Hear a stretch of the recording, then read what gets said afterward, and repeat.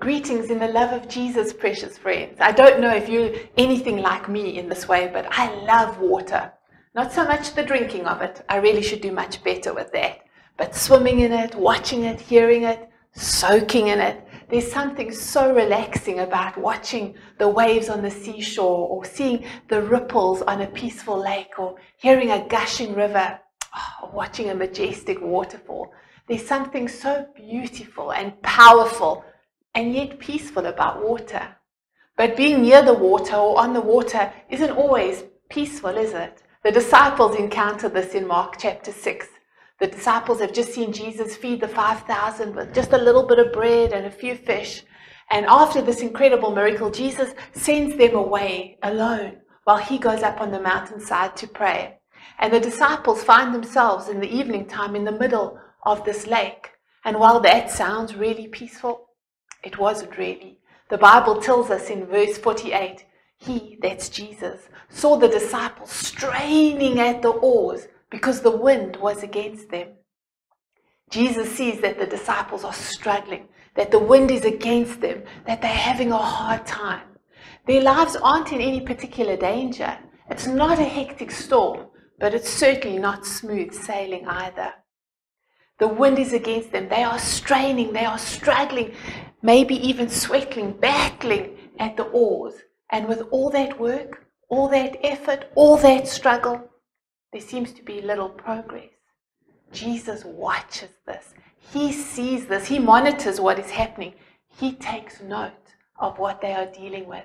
And eventually Jesus comes to them. And by this time, it's between 3 o'clock and 6 o'clock in the morning. Why didn't Jesus respond straight away? Why didn't he come earlier? Why didn't he command the wind to die down? Why didn't he prevent the struggle and the strain and the battle? He saw it all. He could have, but he didn't. Why?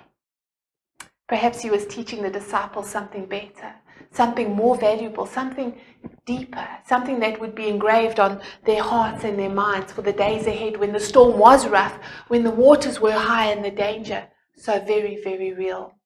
You see, in straining times, in difficult times, in stormy times, it often feels like Jesus is absent, far away, distant.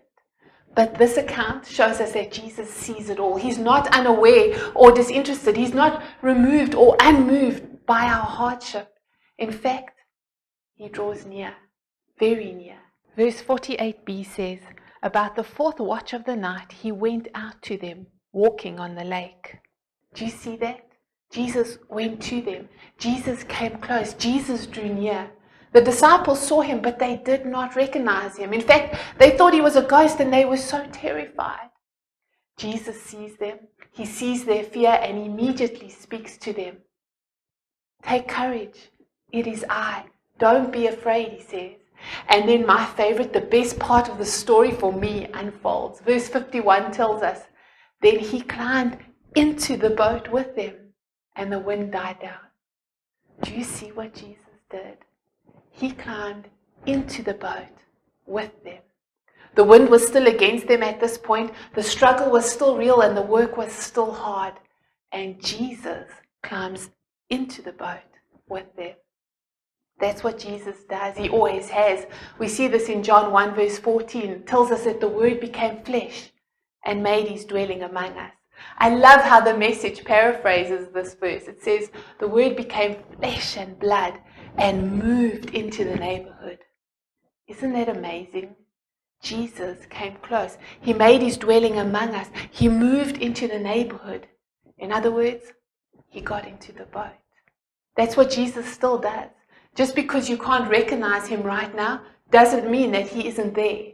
Just because the wind is against you doesn't mean that you are alone. And just because you are straining at the oar doesn't mean that he isn't at hand. Today I encourage you to remember that the one who is able to walk on water, the one who can command the wind and the waves to be still, the one whose perfect love casts out all fear, the one who is Lord of all, he is nearby. He hasn't forgotten you or discarded you or moved away.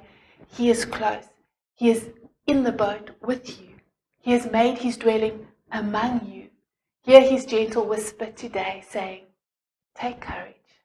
It is I. Don't be afraid. God bless you.